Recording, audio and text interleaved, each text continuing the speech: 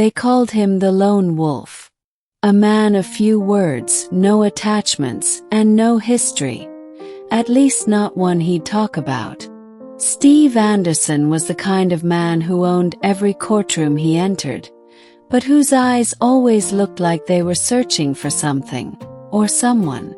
What no one knew was that behind every silent stare, behind every late-night whiskey, there was a hole, deep and ancient.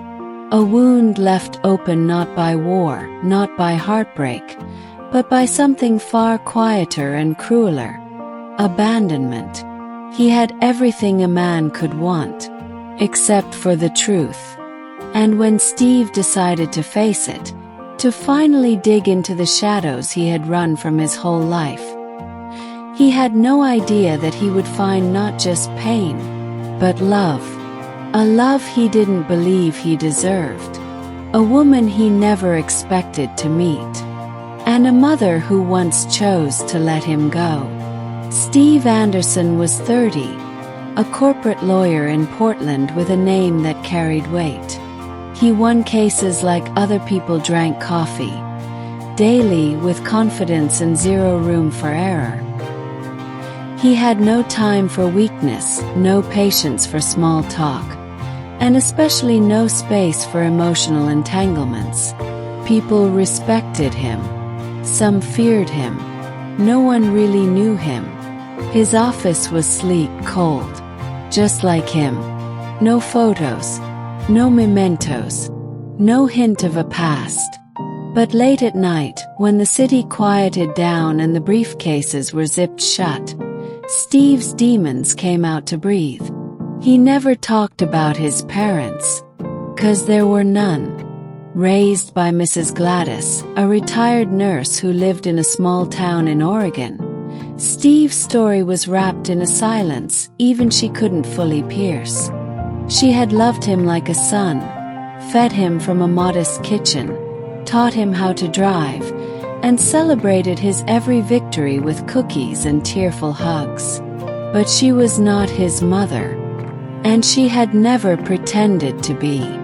"Your real mother," she had said once when Steve was 13 and had come home after a school fight, "was very young. She was scared. She gave you up at the hospital. I worked there back then. When I saw you, I knew. You needed someone. And I had love to give." She never said more.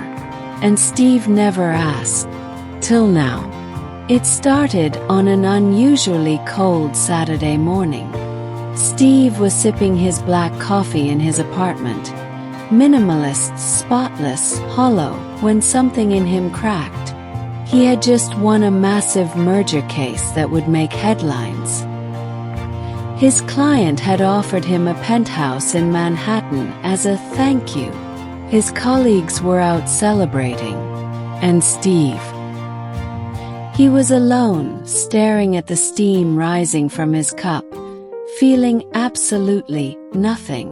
He opened his laptop, searched for St. Patrick's Hospital, Portland, 1994, adoption records. That was all he had. And a name. Alice.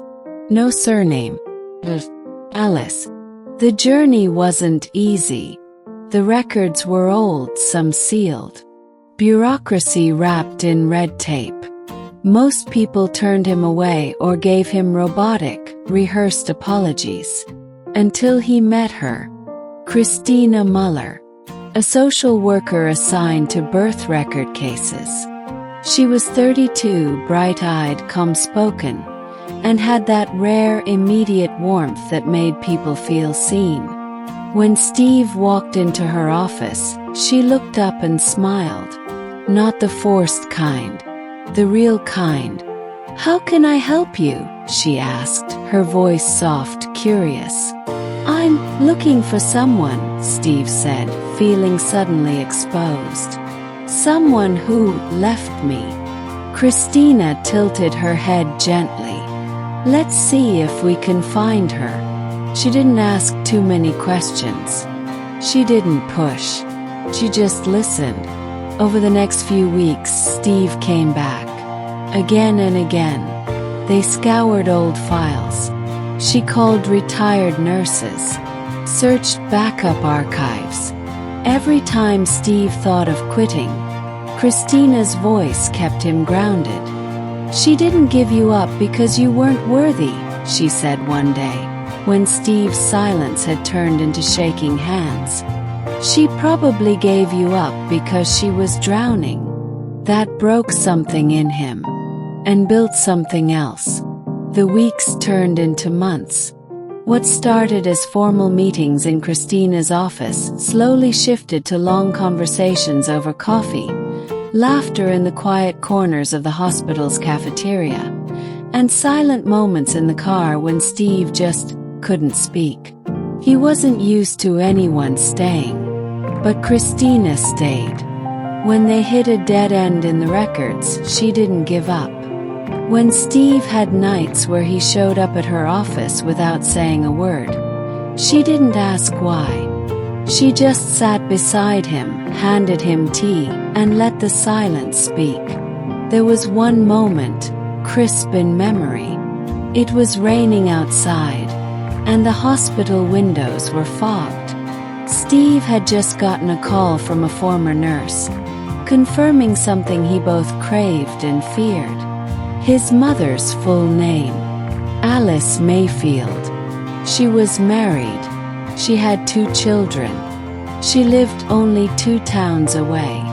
Steve stared at the note with her address. His hands were shaking. "She moved on," he whispered like a confession. "She built a family, and I wasn't part of it." Cristina gently took the paper from his hand.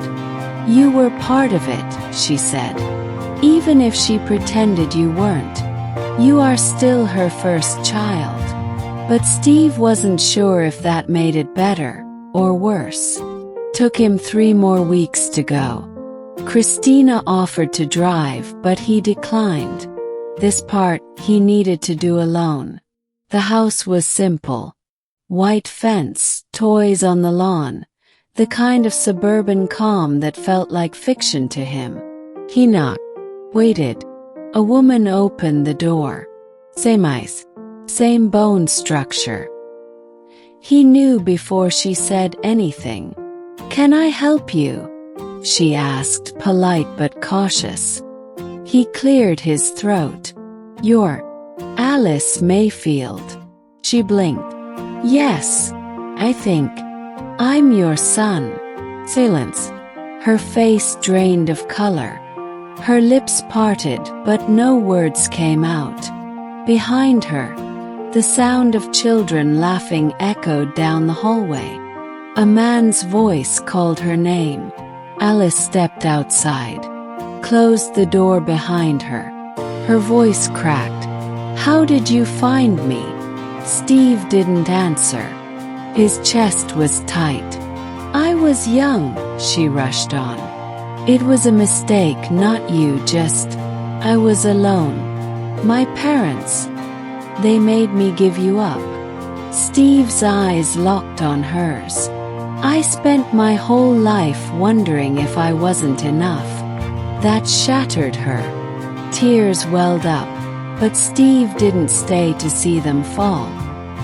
He walked away, fists clenched, heart heavy, throat burning. He didn't want her pity. He wanted, he didn't even know. He showed up at Cristina's apartment that night, soaked in rain and silence. She opened the door, startled. "Steve." He didn't speak. She pulled him in.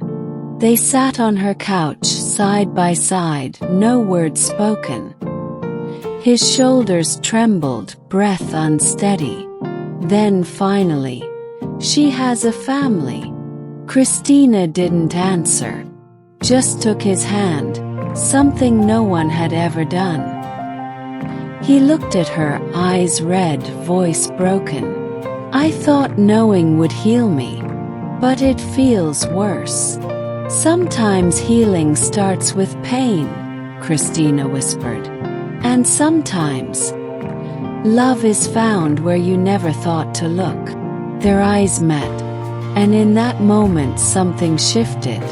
Not a kiss, not a touch, just a silent recognition. Something was blooming, something fragile, real. Days later, Alice called. She wanted to talk, to explain. Cristina encouraged him. Closure doesn't mean approval. It just means peace. Steve stood at the threshold of two roads, one toward forgiveness and another toward self-destruction. But in the quiet heart of that storm, between a broken past and an unexpected future, one thing pulsed clear. He wasn't alone anymore. Not with Cristina. Not with the truth. And maybe, just maybe, not even with his mother. Steve stood outside the small cafe where Alice had asked to meet. It had been a week since her call. He had gone through every possible version of the conversation in his head. Anger, accusations, awkward silence. He didn't know what would come out once he saw her again. She was already inside. Alone. No makeup. A cup of tea half drunk in front of her.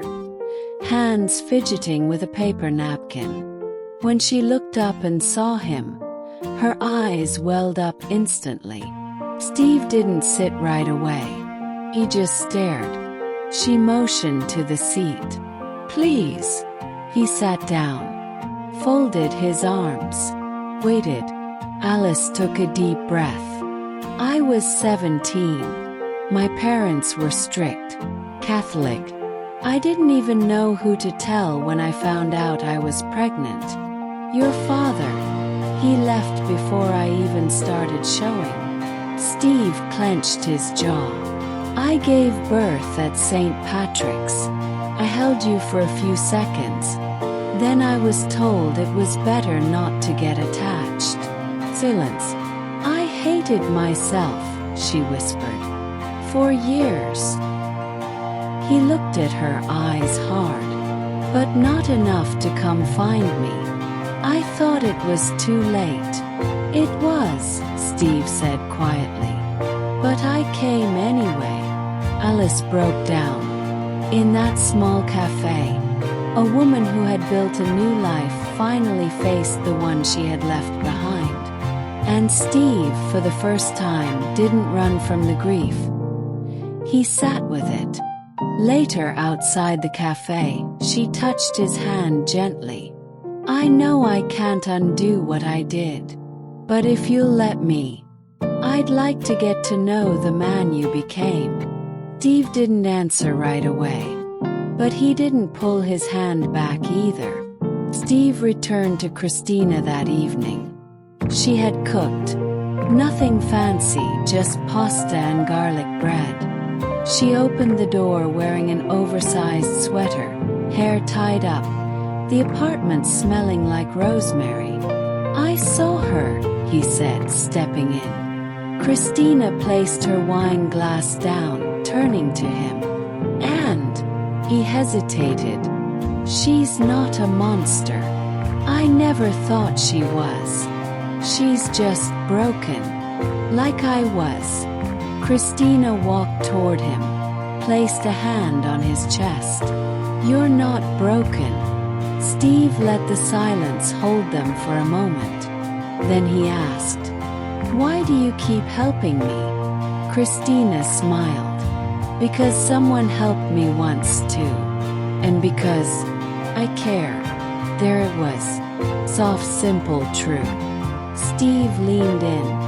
Not out of impulse, not out of loneliness, but out of something deeper. Gratitude, admiration, the quiet, budding echo of love. Their lips met, not like in the movies, but like in real life. Hesitant, warm, honest. Days passed.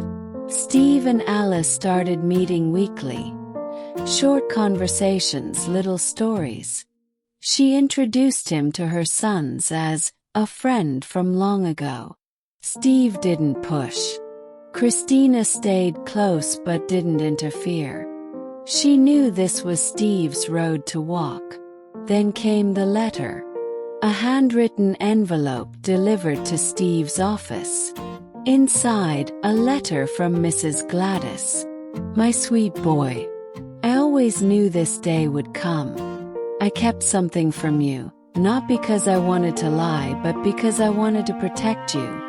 The letter explained that Alice had once tried to reach out when Steve was 5. Had left a letter at the hospital with her contact information. But Mrs. Gladys, afraid of disrupting Steve's life, had never given it to him. Steve sat in shock. Betrayal, confusion, guilt.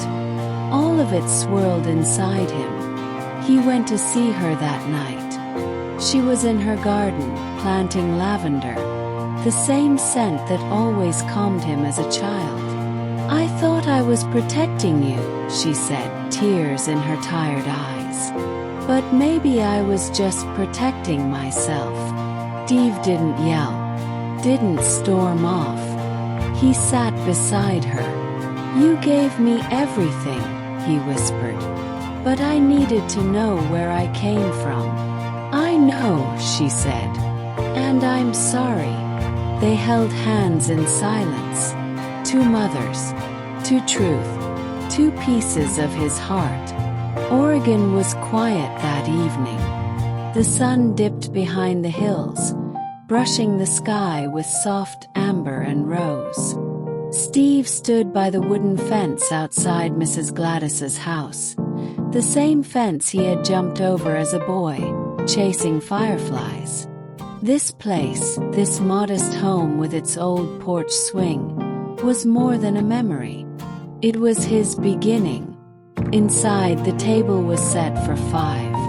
Alice had been invited by Steve himself, along with her husband and 2 boys. Cristina was already helping Gladys in the kitchen, laughing softly, flour on her cheek. Steve watched through the window, a quiet smile tugging at the corner of his mouth. So much had changed, and yet, everything felt right. Alice arrived nervous.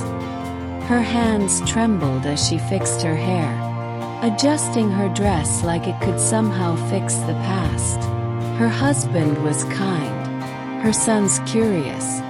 When Gladys opened the door, time seemed to stop. 2 women, one who gave Steve life, another who gave him everything else.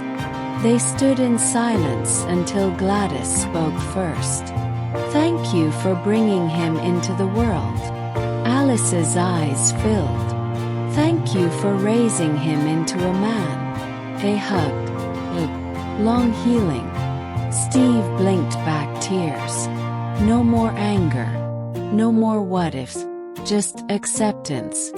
After dinner, under a sky dusted with stars, Steve and Cristina sat on the swing. Did you ever think this would be your story? She asked. He shook his head. I didn't even think I had one. Cristina leaned her head on his shoulder. You do. And it's beautiful. He turned to face her. I've been called the lone wolf my whole life. But I think I was just lost. You're not lost anymore, she whispered. And he knew she was right. He took her hands, looked into her eyes, and with a heart no longer guarded by fear, he said, I love you. Cristina smiled. I know. I've known for a while. They kissed again. But this time it wasn't hesitant. It was home.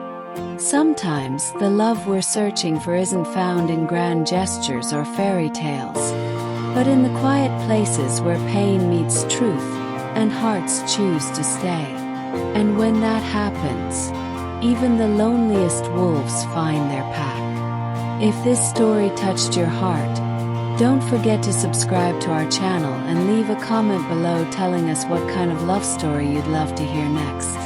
Every week we bring you stories that heal, inspire, and move you. Until the next one, stay open to love.